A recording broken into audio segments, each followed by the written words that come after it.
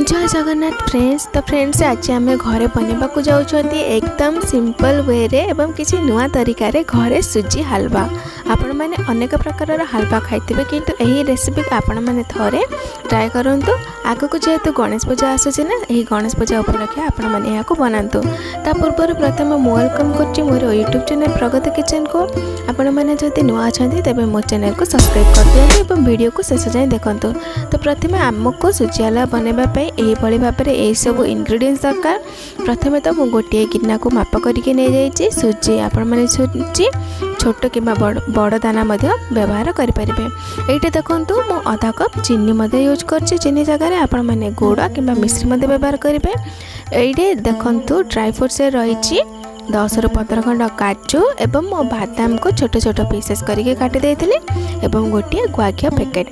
प्रथम आमे कढ़ई को बसैबा। कढ़ईटी गरम हो आसला परे आमे सेतिरे गुआ घिओ पकाई नेबा। गुआ घिओ पकाइके चलंतु आमे जो से ड्राई फ्रूट्स रखिथिले से ड्राई फ्रूट्स को मध्य पकाई नेबा। पकाइके ए काजू एवं बादाम को अल्प समय जाए भाजी दबा। यह को भाजिके आपण मैंने यार जितेबाला कलर चेंज हो ना सेतेबाला यह को काढ़ी नेबे। काढ़ी चलतु यह को गोटे साइड करके रखी नबा। एबे पुणी से कढ़ई रे ही अल्प घी पकई नबा। मु सूजी चंद्र घी यूज करछि। यार वासनाटा बहुत ही बढ़िया आसता है एवं आम हलवा को बहुत टेस्टी बन थाए। से लगे मु अधा तार सूर्य चंद्र घी पकई नहीं गोटे पैकेट रू। एबे आसतु आमे जो माप करिके सही गिन्ना को माप करिके गोटे गिन्ना एवं तार अधा मु सूजी पकाई नौची। एबे एही सूजी को आमे माने एहा को भला भाबरे भाजिबा। तो प्रथमे आपण माने गोटे स्पून हो किबा जे कोनोसी बेला साहाय्य रे एही भली भाबरे सूजी को घी सहित भला भाबरे गोळाई नियंतु। गोळाई के एहा को भला भाबरे भाजिबे। तो एही समय जदि आपण माने चाहिबे तो एथिरे पुणी थरे घी किबा तेल मध्ये ऐड करि परिबे। मु अधिक तेल पकाई नैचे 2 चम्मच पुणी थरे एहा को भला भाबरे मिक्स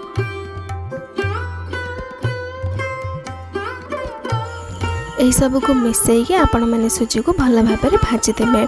जितेबले सूजीर बास्नाटा बाहर को आसबना से आपण मैंने जानीदेवे जे आम सूजी भल भाव में भाजी हो सारी। तो देखो आमर सूजी भाजी हो गलानी से लगे आपण मैंने यह जेकोसी थाली काढ़ी साइड करके रखिने। तो देखो मुझे भाव में से थाली को काढ़ी रखी नौचे। एवं पुणी से ही कढ़ई चलतु जी अधा जो घी थिला से घी को ए पकई नबा। पकई सारा पर यह को गरम होगापी छाड़देबा। गरम होगापर देखो मुझे गोटे तेजपत्र को 2 खंड करके पकई नौचे। एवं चलतु आम ए अन्य किसी न पकईकि पानी ऐड करनबा। पानी गोटे कप दे सारी से कप को ही माप करी मु गोटे कप क्षीर पकई नेली। एवं चलतु आम यह को भल भाव में मिसाई देबा। मिसाई सारा पर आपण मैंने जदि चाहिए यही समय फ्लेवर आने 2टी अलैच को गुंड करके पकई नेबे। गुंड करके पकईकि को भल भाव में मिसाई देबे। एबे आसंतु आम स्वाद अनुसार लुण पकई नेबा। लुण पकई सारा पर एबे आमे एथिरे मिठा ऐड करनबा बा चीनी को पकई नौचे। चीनी पकईकि को भल भाव में टिके मिसाई देबा।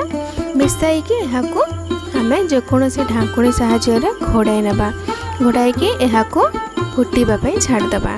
देखंतु आमर सही पानीटी बा क्षीरटी फुटी आसलाणी रे से लगे आम जो भाजिकी रखी से सूजी को चलतु अल्प अल्प करके मध्य पकई नबा। तो आपण मैंने यही समय सही प्रोसेस करने समय यह लगातार भाव में घाटी चलिए।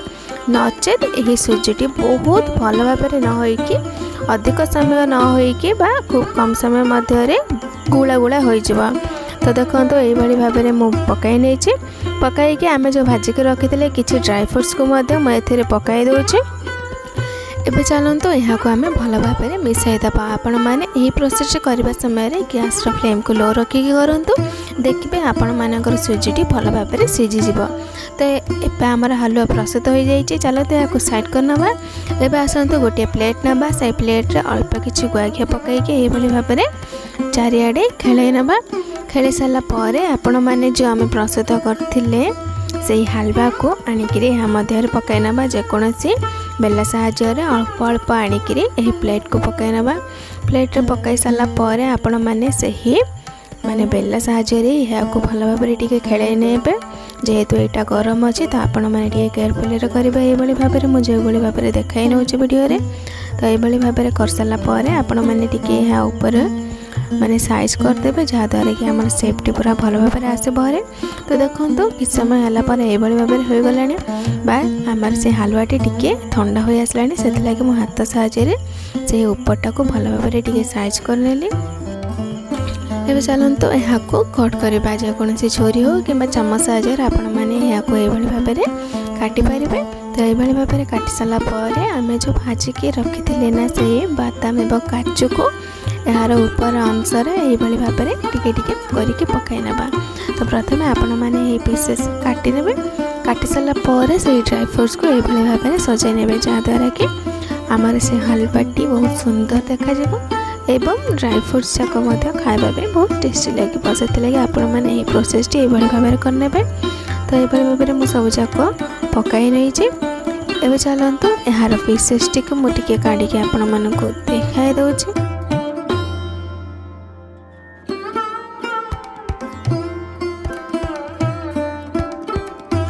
ये देखो तो किसी समय है आमर से पीसेस जाक बहुत भल भाव में अति सहजरे ये भाव में बाहरी जाऊँगी।